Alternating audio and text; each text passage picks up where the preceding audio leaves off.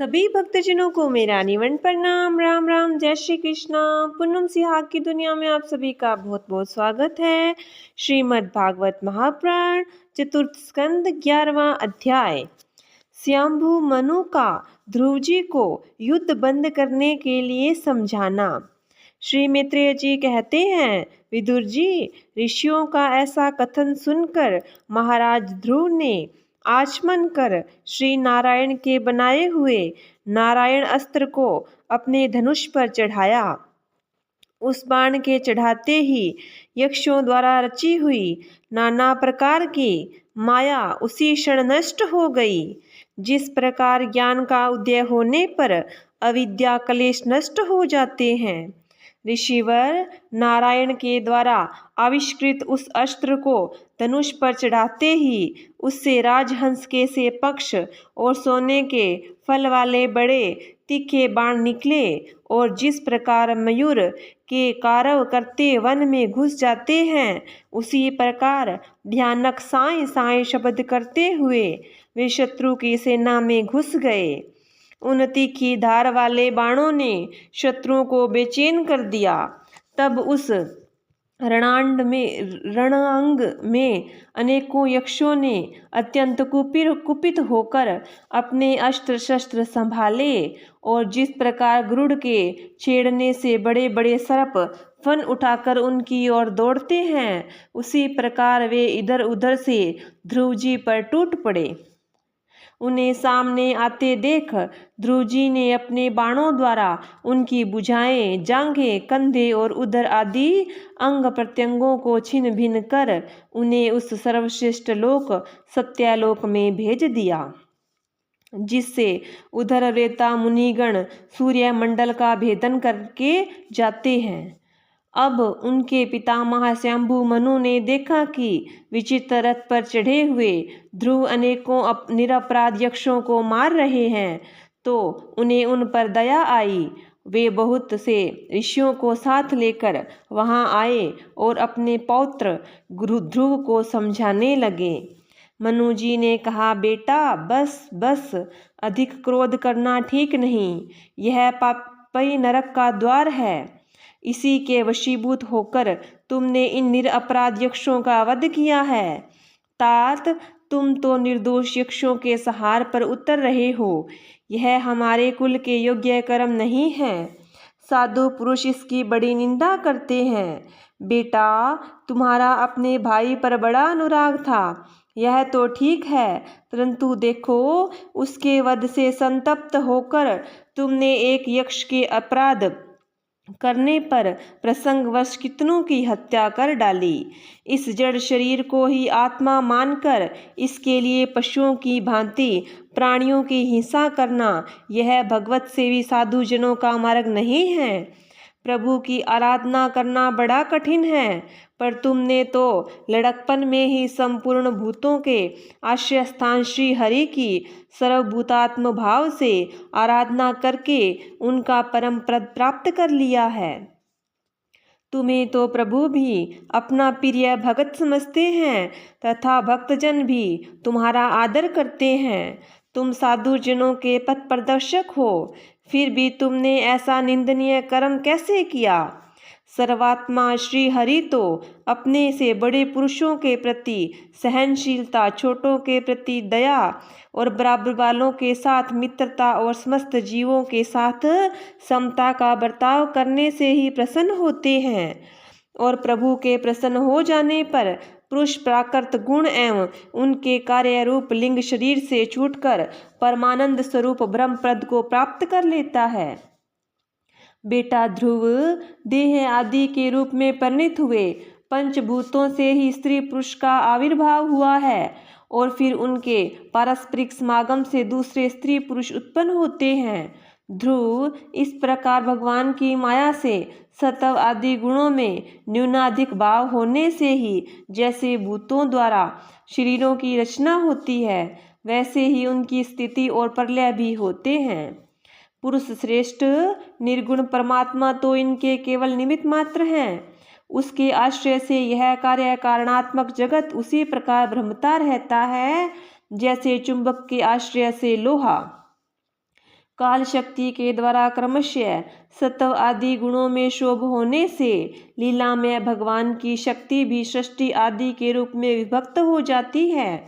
अतः भगवान अकर्ता होकर भी जगत की रचना करते हैं और संहार करने वाले न होकर भी इसका संहार करते हैं। सचमुच उन अत्यंत प्रभु की लीला सर्वथा अचिंतनीय है। ध्रुव, वे काल रूप अव्यय परमात्मा ही स्वयं अंतरहित होकर भी जगत का अंत करने वाले हैं तथा अनादि होकर भी सबके आदि करता है। वे ही एक जीव से दूसरे जीव को उत्पन्न कर संसार की सृष्टि करते हैं तथा मृत्यु के द्वारा मारने वाले को भी मरवाकर उसका संहार करते हैं। वे काल भगवान संपूर्ण सृष्टि में समान रूप से अनुपृष्ट हैं। उनका न तो कोई मित्र पक्ष है और न ही शत्रु पक्ष। जैसे वायु के चलने पर धूल उसके साथ साथ उड़ती है, उसी प्रकार समस्त जीव अपने अपने कर्मों के अधीन होकर काल की गति का अनुसरण करते हैं। अपने अपने कर्मानुसार सुख दुख आदि फल भोगते हैं। सर्वसमर्थ श्रीहरि कर्म बंधन में बंधे हुए जीव की आयु की वृद्धि और क्षय का विधान करते हैं, परंतु वे स्वयं इन दोनों से रहित और अपने स्वरूप में स्थित हैं। राजन, इन परमात्मा को ही मीमांसक लोग कर्म, चावरक स्वभाव, वैश्विक मतावलंबी काल, ज्योतिष दैव और काम शास्त्री काम कहते हैं। वे किसी भी इंद्रिय या प्रमाण के विषय नहीं हैं। महद आदि अनेक शक्तियाँ भी उन्हीं से प्रकट हुई है। वे क्या करना चाहते हैं, इस बात को भी संसार में कोई नहीं जानता। फिर अपने मूल कारण उन प्रभु को तो जान ही कौन सकता है। बेटा, ये कुबेर के अनुचर तुम्हारे भाई को मारने वाले नहीं हैं, क्योंकि मनुष्य के जन्म मरण का वास्तविक कारण तो ईश्वर है। एकमात्र वही संसार को रचता, पालता और नष्ट करता है, किंतु अहंकार शून्य होने के कारण इसके गुण और कर्मों से वे सदा निर्लेप रहता है। वे संपूर्ण प्राणियों के अंतरात्मा, नियंता और रक्षा करने वाले प्रभु ही अपनी माया शक्ति से युक्त होकर समस्त जीवों का सृजन, पालन और संहार करते हैं। जिस प्रकार नाक में नकेल पड़े हुए बैल अपनी मालिक का बोझा ढोते रहते हैं, उसी प्रकार जगत की रचना करने वाले ब्रह्म आदि भी नाम रूप डोरी से बंधे हुए उन्हीं की आज्ञा का पालन करते हैं। वे अभक्तों के लिए मृत्यु रूप और भक्तों के लिए अमृत रूप है तथा संसार के एकमात्र आश्रय हैं। तात, तुम सब प्रकार इन्हीं परमात्मा की शरण लो। तुम 5 वर्ष की अवस्था में अपनी सौतेली माता के वागवाणों से मर्माहत होकर माँ की गोद छोड़कर वन को चले गए थे। वहाँ तपस्या द्वारा जिन ऋषिकेश भगवान की आराधना तुमने त्रिलोकी से ऊपर ध्रुपद प्राप्त किया और तुम्हारे वैर भावहीन सरल हृदय में वात्सल्यवश विशेष रूप से विराजमान हुए थे, वे भगवान उन निर्गुण, अद्वितीय, अविनाशी और नित्य मुक्त परमात्मा को आध्यात्म दृष्टि से अपने अंतःकरण में ढूंढो। उनमें यह भेदभाव में प्रपंच न होने पर भी प्रतीत हो रहा है। ऐसा करने से सर्वशक्ति संपन्न परमानंद स्वरूप सर्व अंतर्यामी भगवान अनंत में तुम्हारी सुदृढ़ भक्ति होगी और उनके प्रभाव से तुम, मैं और मेरे पन के रूट से दृढ़ हुई अविद्या की गांठ को काट डालोगे। राजन, जिस प्रकार औषधि से रोग शांत किया जाता है, उसी प्रकार मैंने तुम्हें जो कुछ उपदेश दिया है उस पर विचार करके अपने क्रोध को शांत करो। क्रोध कल्याण का मार्ग बड़ा ही विरोधी है। भगवान तुम्हारा मंगल करे। क्रोध के वशीभूत हुए पुरुष से सभी लोगों का बड़ा भय होता है, इसलिए जो बुद्धिमान पुरुष ऐसा चाहता है कि मुझसे किसी भी प्राणी को भय न हो और मुझे भी किसी से भय न हो, तो उसे क्रोध को वश में करने के सभी उपाय करने चाहिए। तुमने जो यह समझकर कि ये मेरे भाई को मारने वाले हैं, इतने यक्षों का संहार किया है, इससे तुम्हारे द्वारा भगवान शंकर के सखा कुबेर जी का बड़ा अपराध हुआ है। इसलिए बेटा, जब तक कि महापुरुषों का तेज हमारे कुल को क्रांत नहीं कर लेता, इसके पहले ही विनम्र भाषण और विनय के द्वारा शीघ्र उन्हें प्रसन्न कर लो। इस प्रकार स्वयंभू मनु ने अपने पौत्र ध्रुव को शिक्षा दी। तब ध्रुव जी ने उन्हें प्रणाम किया। इसके पश्चात वे महर्षियों के सहित अपने लोक को चले गए। 12वां अध्याय। ध्रुव जी को कुबेर का वरदान और विष्णु लोक की प्राप्ति। श्री मैत्रेय जी कहते हैं, विदुर जी, ध्रुव का क्रोध शांत हो गया और वे यक्षों के वध से निवृत्त हो गए। यह जानकर भगवान कुबेर वहां आए। उस समय यक्ष चारण और किन्नर लोग उनकी स्तुति कर रहे थे। उन्हें देखते ही ध्रुव जी हाथ जोड़कर खड़े हो गए। तब कुबेर ने कहा। श्री कुबेर जी बोले, शुद्ध हृदय क्षत्रिय कुमार, तुमने अपने दादा के उपदेश से ऐसा दुस्तज्य वैर त्याग दिया, इससे मैं तुम पर बहुत प्रसन्न हूँ। वास्तव में न तुमने यक्षों को मारा और न यक्षों ने तुम्हारे भाई को। समस्त जीवों की उत्पत्ति और विनाश का कारण तो एकमात्र काल ही है। यह मैं और तू आदि मिथ्या आदि बुद्धि तो जीव को अज्ञान व स्वप्न के समान शरीर आदि को ही आत्मा मानने से उत्पन्न होती है। इसी से मनुष्य को बंधन एवं दुख आदि विपरीत अवस्थाओं की प्राप्ति होती है। ध्रुव, अब तुम जाओ, भगवान तुम्हारा मंगल करें। तुम संसार पाश से मुक्त होने के लिए सब जीवों में समदृष्टि रखकर सर्वभूतात्मा भगवान श्री हरि का भजन करो। वे संसार पाश का छेदन करने वाले हैं तथा संसार की उत्पत्ति आदि के लिए अपनी त्रिगुणात्मिका माया शक्ति से युक्त होकर भी वास्तव में उससे रहित हैं। उनके चरण कमल ही सबके लिए भजन करने योग्य हैं। प्रियवर, हमने सुना है तुम सर्वदा भगवान कमलनाथ के चरण कमलों के समीप रहते हो, इसलिए तुम अवश्य ही वह वर पाने योग्य हो। ध्रुव, तुमने जिस वर की इच्छा हो मुझसे निसंकोच और निशंक होकर मांग लो।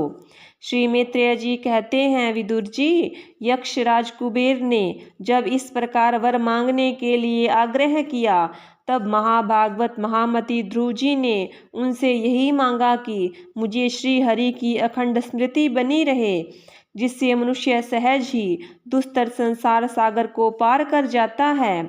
इडविडा के पुत्र कुबेर जी ने बड़े प्रसन्न मन से उन्हें भगवत स्मृति प्रदान की। फिर उनके देखते ही देखते वे अंतर्ध्यान हो गए। इसके पश्चात ध्रुव जी भी अपनी राजधानी को लौट आए। वहां रहते हुए उन्होंने बड़ी बड़ी दक्षिणा वाले यज्ञों से भगवान यज्ञ पुरुष की आराधना की। भगवान ही द्रव्य क्रिया और देवता संबंधी समस्त कर्म और उनके फल हैं तथा वे ही कर्म फल के दाता भी हैं। सर्वोपाधि शून्य सर्वात्मा श्री अच्युत में प्रबल वेग युक्त भक्ति भाव रखते हुए ध्रुव जी अपने में और समस्त प्राणियों में सर्वव्यापक श्री हरि को ही विराजमान देखने लगे। ध्रुव जी बड़े ही शील संपन्न ब्राह्मण भक्त, दीन वत्सल और धर्म मर्यादा के रक्षक थे। उनकी प्रजा उन्हें साक्षात पिता के समान मानती थी। इस प्रकार तरह तरह के ऐश्वर्य भोग से, पुण्य का और भोगों के त्याग पूर्वक यज्ञ आदि कर्मों के अनुष्ठान से पाप क्षय करते हुए उन्होंने 36,000 वर्ष तक पृथ्वी का शासन किया। जितेंद्रिय महात्मा ध्रुव ने इसी तरह धर्म अर्थ और काम के संपादन से बहुत से वर्ष बिताकर अपने पुत्र उत्कल को राज सिंहासन सौंप दिया। इस संपूर्ण दृश्य प्रपंच को अविद्या रचित स्वप्न और गंधर्व नगर के समान माया से अपने में ही कल्पित मानकर और यह समझकर कि शरीर, स्त्री, पुत्र, मित्र, सेना, भरा पूरा खजाना, जनाने महल, सुरम्य विहार भूमि और समुद्र पर्यंत भूमंडल का राज्य, ये सभी काल के गाल में पड़े हुए हैं। वे बद्रिकाश्रम को चले गए। वहाँ उन्होंने पवित्र जल में स्नान कर इंद्रियों को विशुद्ध किया, शांत किया। फिर स्थिर आसन पर बैठकर प्राणायाम द्वारा वायु को वश में किया। तदंतर मन के द्वारा इंद्रियों को ब्रह्म विषयों से, बाह्य विषयों से हटाकर मन को भगवान के स्थूल विराट स्वरूप में स्थित कर दिया। उसी विराट स्वरूप का चिंतन करते करते वे अंत में ध्याता और ध्येय भेद से शून्य निर्विकल्प समाधि में लीन हो गए और इस अवस्था में विराट रूप का भी परित्याग कर दिया।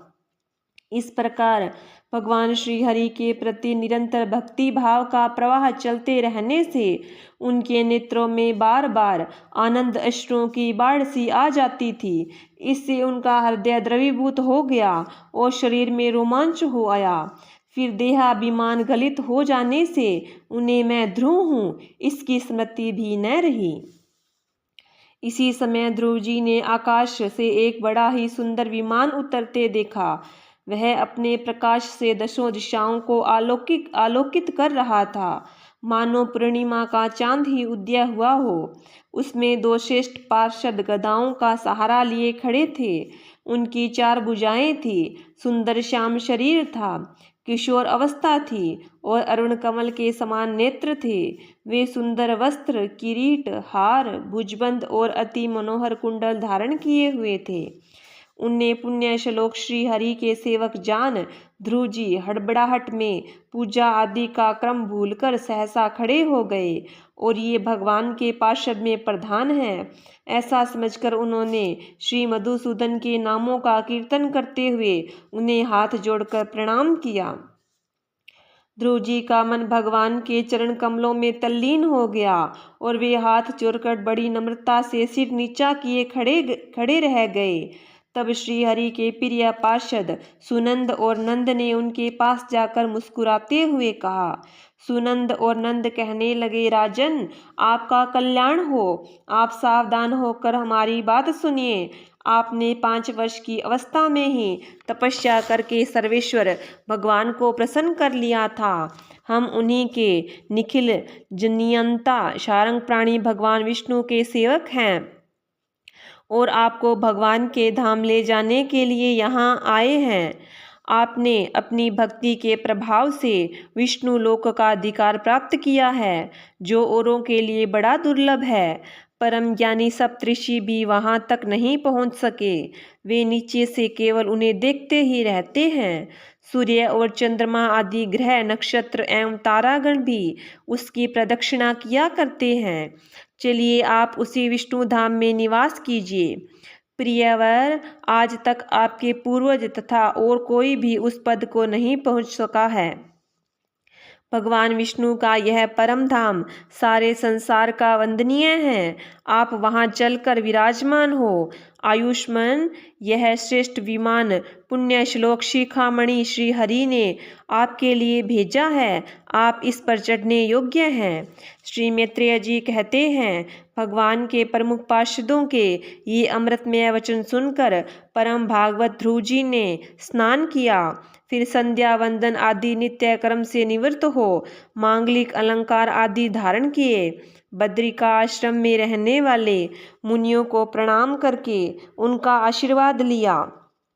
इसके बाद उस श्रेष्ठ विमान की पूजा और प्रदक्षिणा की और पार्षदों को प्रणाम करके सुवर्ण के समान कांतिमान दिव्य रूप धारण कर उस पर चढ़ने को तैयार हुए। इतने में ही ध्रुव जी ने देखा कि काल मूर्तिमान होकर उनके सामने खड़ा है। तब वे मृत्यु के सिर पर पैर रखकर उस समय अद्भुत विमान पर चढ़ गए। उस समय आकाश में दुंदुभी, मृदंग और ढोल आदि बाजे बजने लगे। श्रेष्ठ गंधर्व गान करने लगे और फूलों की वर्षा होने लगी। विमान पर बैठकर ध्रुव जी जो ही भगवान के धाम को जाने के लिए तैयार हुए, त्यों ही उन्हें अपनी माता सुनीति का स्मरण हो आया। वे सोचने लगे, क्या मैं बेचारी माता को छोड़कर अकेला ही दुर्लभ बैकुंठ को जाऊंगा। नंद और सुनंद ने ध्रुव के हृदय की बात जानकर उन्हें दिखलाया कि देवी सुनीति आगे आगे दूसरे विमान पर जा रही है। उन्होंने क्रमशः सूर्य आदि सभी ग्रह देखे। मार्ग में जहाँ तहाँ विमानों पर बैठे हुए देवता उनकी प्रशंसा करते हुए फूलों की वर्षा करते जाते थे। उस दिव्य विमान पर बैठकर ध्रुव जी त्रिलोकी को पार कर सप्तऋषि मंडल से भी ऊपर भगवान विष्णु के नित्य धाम में पहुँचे। उस प्रकार उन्होंने अविचल गति प्राप्त की। यह दिव्य धाम अपने ही प्रकाश से प्रकाशित है। इसी के प्रकाश से तीनों लोक प्रकाशित हैं। इसमें जीवों पर निर्दयता करने वाले पुरुष नहीं जा सकते। यहाँ तो उन्हीं की पहुँच होती है जो दिन रात प्राणियों के कल्याण के लिए शुभ कर्म ही करते रहते हैं, जो शांत, समदर्शी, शुद्ध और सब प्राणियों को प्रसन्न रखने वाले तथा भागवत भक्तों को ही अपना एकमात्र सच्चा सुहृद मानते हैं। ऐसे लोग सुगमता से ही इस भगवत धाम को प्राप्त कर लेते हैं। इस प्रकार उत्तानपाद के पुत्र भगवत पारायण श्री ध्रुव जी तीनों लोकों के ऊपर उसकी निर्मल चूड़ामणि के समान विराजमान हुए। कुरुनंदन, जिस प्रकार चलाने के समय खंबे के चारों ओर बैल घूमते हैं, उसी प्रकार यह गंभीर वेग वाला ज्योतिष चक्र उस अविनाशी लोक के आश्रय से निरंतर घूमता रहता है। उसकी महिमा देखकर देवऋषि नारद ने प्रचेताओं की यज्ञशाला में वीणा बजाकर ये 3 श्लोक गाए थे। नारद जी ने कहा था, इसमें संदेह नहीं, पति पारायणा सुनीति के पुत्र ध्रुव ने तपस्या द्वारा अद्भुत शक्ति संचित करके जो गति पाई है, उसे भागवत धर्मों की आलोचना करके वेदवादी मुनिगण भी नहीं पा सकते। फिर राजाओं की तो बात ही क्या है। अहो, वे 5 वर्ष की अवस्था में ही सौतेली माता के वागवाणों से मर्माहत होकर दुखी हृदय से वन में चले गए और मेरे उपदेश के अनुसार आचरण करके ही उन अजेय प्रभु को जीत लिया, जो केवल अपने भक्तों के गुणों से ही वश में होते हैं। ध्रुव जी ने तो 5-6 वर्ष की अवस्था में कुछ दिनों की तपस्या से ही भगवान को प्रसन्न करके उनका परम पद प्राप्त कर लिया, किंतु उनके अधिकृत किए हुए इस पद को भूमंडल में कोई दूसरा क्षत्रिय क्या वर्षों तक तपस्या करके भी पा सकता है। श्री मैत्रेय जी कहते हैं, विदुर जी, तुमने मुझसे उदार कीर्ति ध्रुव के चरित्र के विषय में पूछा था, सो मैंने तुम्हें वह पूरा का पूरा सुना दिया। साधुजन इस चरित्र की बड़ी प्रशंसा करते हैं। यह धन, यश और आयु की वृद्धि करने वाला, परम पवित्र और अत्यंत मंगलमय है। इससे स्वर्ग और अविनाशी पद भी प्राप्त हो सकता है। यह देवत्व की प्राप्ति कराने वाला, बड़ा ही प्रशंसनीय और समस्त पापों का नाश करने वाला है। भगवत भक्त ध्रुव के इस चरित्र को जो श्रद्धा पूर्वक बार बार सुनते हैं, उन्हें भगवान की भक्ति प्राप्त होती है, जिससे उनके सभी दुखों का नाश हो जाता है। इसे श्रवण करने वालों को शीला आदि गुणों की प्राप्ति होती है।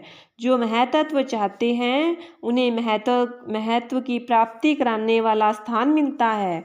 जो तेज चाहते हैं, उन्हें तेज प्राप्त होता है और मनुष्यों का मान बढ़ता है। पवित्र कीर्ति ध्रुव जी के इस महान चरित्र का प्रातः और सायकाल ब्राह्मण आदि द्विजातियों के समाज में एकाग्रचित्त से कीर्तन करना चाहिए। भगवान के परम पवित्र चरणों की शरण में रहने वाला जो पुरुष इसे निष्काम भाव से पूर्णिमा, अमावस्या, द्वादशी, श्रवण नक्षत्र, तिथि क्षय, व्यतिपात, संक्रांति एवं रविवार के दिन श्रद्धालु पुरुषों को सुनाता है, वह समय अपनी आत्मा में ही संतुष्ट रहने लगता है और सिद्ध हो जाता है। यह साक्षात भगवत विषय अमृतमय ज्ञान है। जो लोग भगवत मार्ग के मर्म से अनभिज्ञ है, उन्हें जो कोई इसे प्रदान करता है, उस दीन वत्सल कृपालु पुरुष पर देवता अनुग्रह करते हैं। ध्रुव जी के कर्म सर्वत्र प्रसिद्ध और परम पवित्र हैं। वे अपनी बाल्यावस्था में ही माता के घर और खिलौनों का मोह छोड़कर श्री विष्णु भगवान की शरण में चले गए थे। कुरुनंदन, उनका यह पवित्र चरित्र मैंने तुम्हें सुना दिया। 13वां अध्याय, ध्रुव वंश का वर्णन, राजा अंग का चरित्र।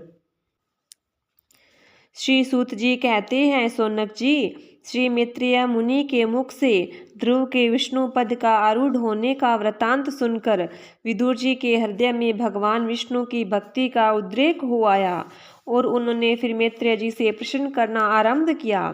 विदुर जी ने पूछा, भगवत पारायण सुनो मुने, यह प्रचेता कौन थे, उनके किसके पुत्र थे और किसके वंश में प्रसिद्ध थे और इन्होंने कहाँ यज्ञ किया था।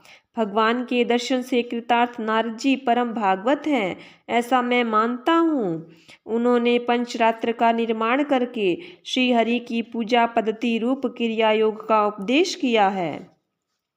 जिस समय प्रचेता गण सब धर्म का आचरण करते हुए भगवान यज्ञेश्वर की आराधना कर रहे थे, उस समय भक्त प्रवर नारद जी ने ध्रुव का गुणगान किया था। ब्राह्मण, उस संस्थान पर उन्होंने भगवान की जिन जिन लीला कथाओं का वर्णन किया था वे सब पूर्ण रूप से मुझे सुनाइए, मुझे उनके सुनने की बड़ी इच्छा है। श्री मैत्रेय जी कहते हैं, विदुर जी, महाराज ध्रुव के वन चले जाने पर उनके पुत्र उत्कल ने अपने पिता के सार्वभौम वैभव और राज्य सिंहासन को अस्वीकार कर दिया।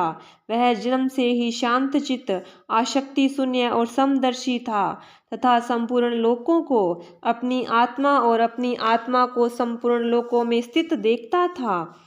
उसके अंतःकरण का वासना रूप मल अखंड योग अग्नि से भस्म हो गया था, इसलिए वह अपनी आत्मा को विशुद्ध बोध रस के साथ अभिन्न आनंदमय और सर्वत्र व्यापक देखता था। सब प्रकार के भेद से रहित प्रशांत ब्रह्म को ही वह अपना स्वरूप समझता था। तब अपनी आत्मा से भिन्न कुछ नहीं देखता था।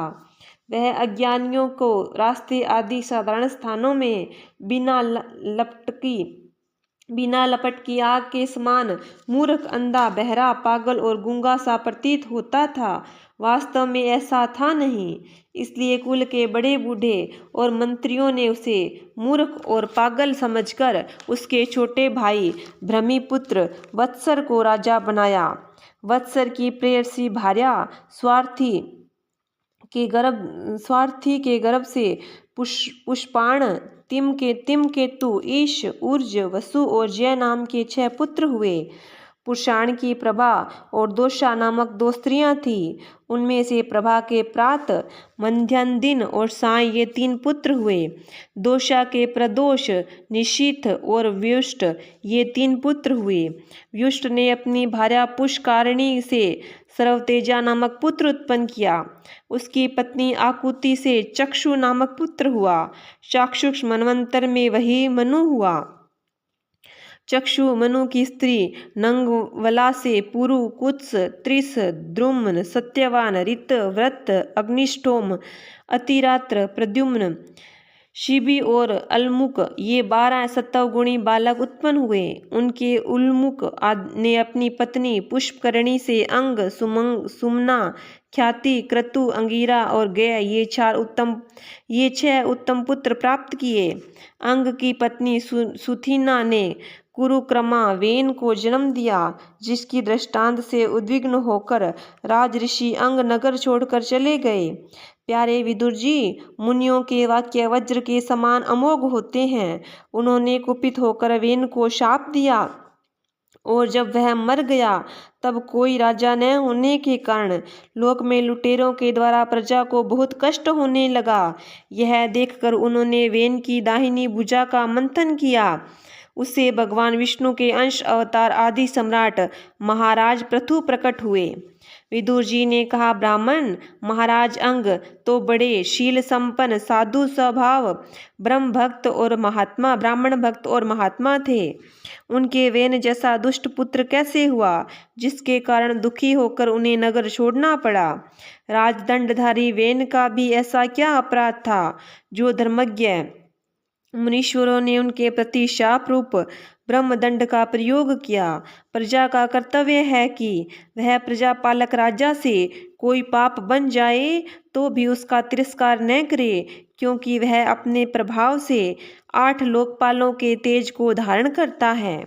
ब्राह्मण, आप भूत भविष्य की बातें जानने वालों में श्रेष्ठ हैं, इसलिए आप मुझे सुनीता के पुत्र वेन की सब करतूतें सुनाइए। मैं आपका श्रद्धालु भक्त हूँ। श्री मैत्रेय जी ने कहा, विदुर जी, एक बार राजर्षि अंग ने अश्वमेध महायज्ञ का अनुष्ठान किया।